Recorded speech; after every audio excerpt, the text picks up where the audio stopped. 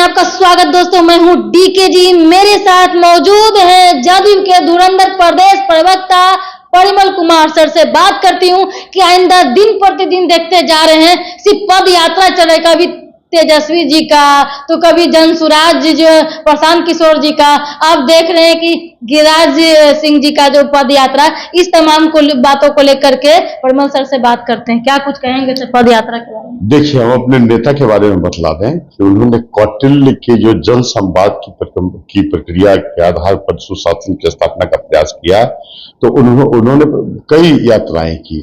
सभी यात्राएं मीनिंगफुल थी। उनका नाम आप सुने कि जैसे ही वो सत्ता में आए तो सबसे पहले न्याय यात्रा उन्होंने प्रारंभ की, विकास यात्रा, समाधान यात्रा, समीक्षा यात्रा। समीक्षा मतलब after the expiration of 4 year of good governance, right, 2009 में उन्होंने समीक्षा यात्रा की। उद्देश्य था कि जितने भी कार्य प्रारंभ किए गए थे, जो योजनाएं थी, उसके बेहतर क्रियान्वयन हो रहे हैं कि नहीं, उसकी समीक्षा करना। फिर आप देखिए, बाद में हमारे नेता ने समाधान यात्रा करक ठंडक में, जिस समय युवा भी रजाई के अंदर घुसे हुए थे, उस समय हमारे आदरणीय नेता नीतीश कुमार ने बिहार के विकास के लिए, राइट, समाधान यात्रा निकाला। और वो ऑब्जेक्टिव था कि लोगों से रूबरू हो और उनकी जो समस्या है उसका समाधान किया जाए। फिर 7 निश्चय जब कार्यक्रम था तो निश्चय यात्रा निकाले गए, जल जीवन हरियाली यात्रा निकाले गए। तो लगातार इस तरह के पेट्रोलिंग यात्राएं निकाली गई, जिसका प्रभाव बिहार के समग्र विकास के रूप में दृष्टिगोचर हो रहा है। आज बिहार जो है अंतर्राष्ट्रीय फलक पर दृष्टिगोचर हो रहा है। आपने सुना ही होगा कि इंटरनेशनल हॉकी फेडरेशन ने राजगीर को एशियन गेम में जो विमेंस टूर्नामेंट है उसके लिए उसके स्थान के रूप में चिन्हित किया। तो चाइना, सिंगापुर जैसे स्थानों के बाद अब हमारे बिहार में भी राजगीर भी विश्व पटल पर दिखलाई देगा। और आप समझिए कि 6 देशों के जो खिलाड़ी हैं या फिर स्पोर्ट्स पर्सन हैं और एक्सपर्ट हैं, they will come to Rajgir to celebrate this. तो आप समझिए कि बिहार की स्थिति क्या है। तो यात्रा तो होनी चाहिए, लेकिन मीनिंगफुल होनी चाहिए, राइट। तो हम तो इसी के समर्थक हैं। तो सर, आपके पहले तो आप तो क्षेत्रीय पार्टी जैसे जदयू और आरजेडी हो गया, आप देख रहे हैं कि 2 तारीख को जो है पार्टी का जो गठन किया, जनसुराज पार्टी का हो गया। अब वो भी 243 सीट पर 40 को महिला, 40 को मुसलमान को देने के लिए वो रेडी हैं। तो अब उनका भी एंट्री हो चुका है। तो क्या लगता है कि इस बार जो है राजनीतिक पूरा दम कांटे की टक्कर होगी पूरा? देखिए, कभी जब फिल्म कास्ट होता है ना, उसको डेब्यू कहते हैं। तो कुछ जो है फिल्म है ना, फर्स्ट शो में ही औंधे वही मुंह गिरती है। वही स्थिति जनसुराज पार्टी की हो गई, क्योंकि जनसुराज जो शब्द है वो कहीं ना कहीं गांधीवादी सोच और दृष्टिकोण से प्रेरित है, राइट। इन्होंने चयन किया, जो घोषणा की पार्टी की, वो 2 अक्टूबर क्या है आप समझते ही, ये राष्ट्रपिता महात्मा गांधी के दिवस के रूप में हम लोग मनाते हैं। हिंदू धर्म के अनुसार कहा जाए तो ये पितृपक्ष का जो लास्ट, निश्चित रूप से उससे क्या मतलब है आप समझिए, दृष्टिकोण समझिए। 2 अक्टूबर रेलिवेंट है।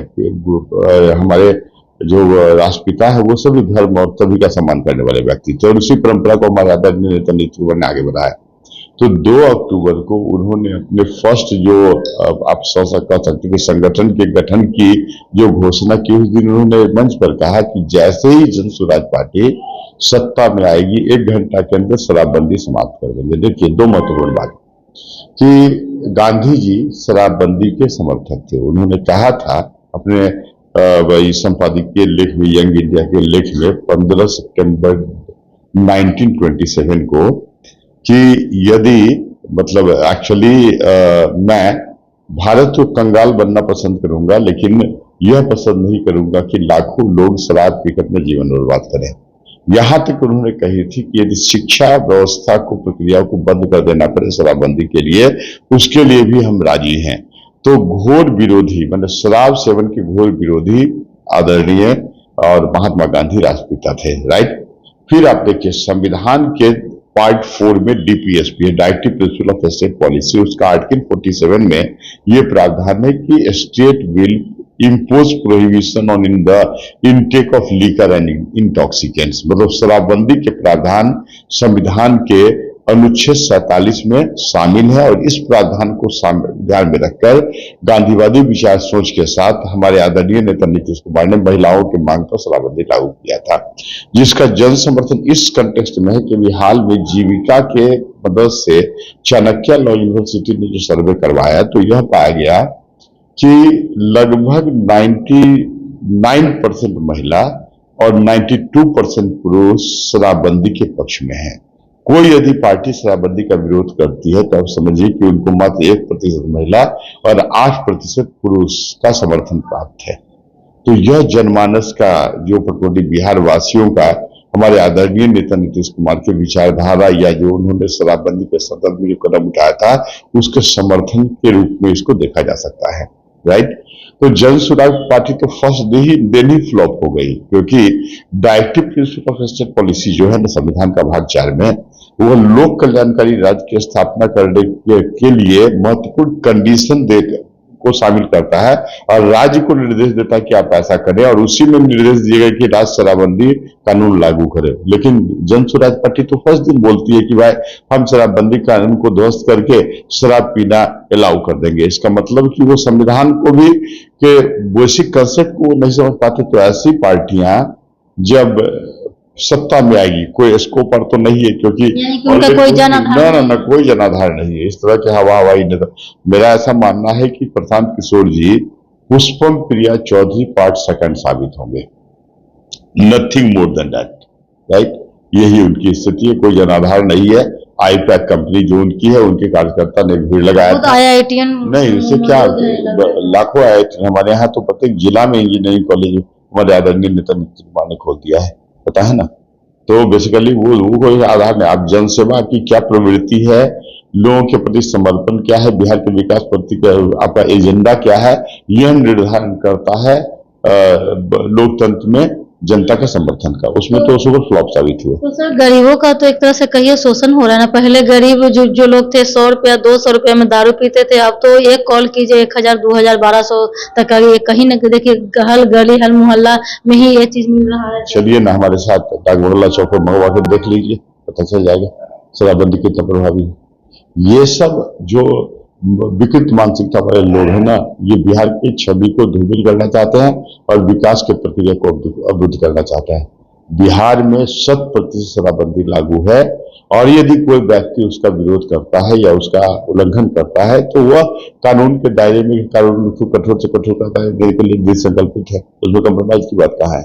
तो कुछ न कुछ तो 243 में से कुछ न 100 सीट तो लेंगे ही, 25 लें या 30 लें। पूरे विश्व में एक स्टेट बोलिए जो क्राइम फ्री है, कहीं है क्या? कहीं ना कहीं त्रुटि होती है। तो 1-2% जो है इस तरह के विकृत मानसिकता वाले लोग हैं जो शराब सेवन करते हैं। अदरवाइज आपको बतला दें कि शराबबंदी के पश्चात जो सर्वे किया गया है कि जो शराबबंदी के पहले जितने भी व्यक्ति शराब का सेवन करते थे उसमें 96% लोगों ने शराब सेवन करना छोड़ दिया। यह तो जीत है हमारे नेता के आदर्शों की, और परिणाम ये हुआ उसका कि जो गरीबी रेखा के नीचे जरूरत करने वाले जो परिवार हैं उसके पारिवारिक आय में वृद्धि हुई, बचत में वृद्धि हुई, खुशहाल माहौल हुआ, शिक्षा का संवर्धन। बिहार में इकोनॉमिक तो नहीं हो रहा ना, शराब से ही नहीं सिर्फ शराब ही से होता है।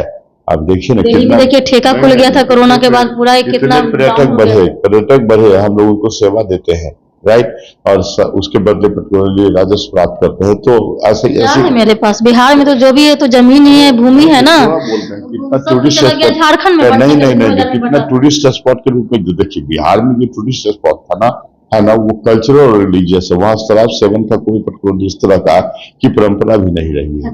निश्चित रूप से नहीं क्या चीनी मिल वगैरह बंद था तो वो भी खुला लगातार सरकार उसके लिए प्रयासरत है। आप देखिए इथेनॉल प्लांट पूर्णिया में खुला ना, तो विश्वास करता था क्या? ये तो इको फ्रेंडली इंडस्ट्रियल प्लानिंग है, आप कह सकते हैं, राइट। तो निश्चित रूप से समग्र विकास के लिए बिहार आगे बढ़ रहा है।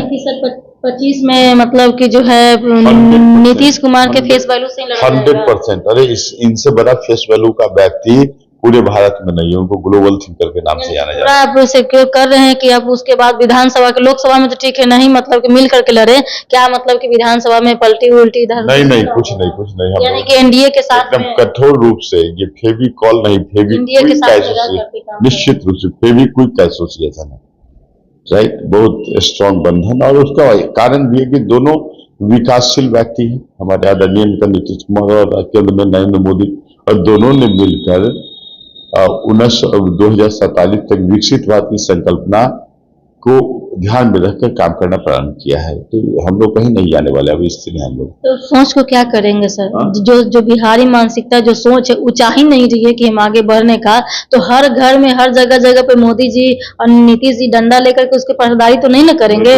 इसीलिए न मन नहीं लगता, इसलिए तेजस्वी जी चले जाते हैं दुबई यात्रा पर, राइट। यहाँ का माहौल जो जंगल का तो माहौल है नहीं, तो उब जाते हैं कि भाई अब न अपहरण हो रहा है न भ्रष्टाचार हो रहा है, तो इसको भी नजर नहीं आता, दुबई की यात्रा पर चले जाते हैं।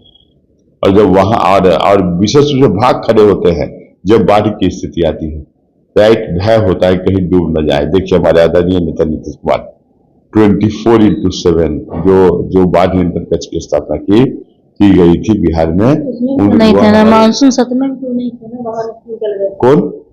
तेजस्वी जी मानसून दुबई सत्र किया था, आमोद प्रमोद यात्रा पर दुबई गए थे। अरे इतना पैसा उन्होंने कमाया है घोटाले से, राइट। अभी तो बेल पर ही है ना, आपको पता ही होगा। तो उस समय तो जो कोर्ट ने नहीं कहा था, तो जब अभी बेल मिला 1 लाख के मुचलके पर जो लालू प्रसाद यादव के 8 परिवारों को है ना, 8 सदस्यों को, तो कोर्ट ने कहा कि अब अपने पासपोर्ट को सबमिट करें। तो अब तो दुबई भी वो नहीं जा सकते हैं बिना कोर्ट की अनुमति के, तो बेचारे बिहार की यात्रा कर रहे हैं। बिहार पटना में मन नहीं रखता है, पटना में रहते हैं तो सोचते कि बेरोजगार हो गए, तो कम से कम कार्यकर्ता का दर्शन यात्रा शायद वो निकाल रहे हैं। तो वो ये देखने गए कि बाढ़ से कितने व्यक्ति डूब गए और कितने व्यक्ति बचे हुए हैं। बहुत बहुत धन्यवाद सर आपका। जय हिंद दोस्तों। ये देखिए कितने शालीनता रूप से तमाम बातों को लेकर के चर्चा की, पद यात्रा क्यों हुआ, या जन स्वराज का जो पूरा तमाम बातों को लेकर डीएनए उनका निकाले हैं, क्या उनका जन स्वराज का जन आधार है। दोस्तों जय हिंद। देखते DK स्पेशल में लाइक सब्सक्राइब कर दोस्तों, फिर सूत्र फॉलो करें।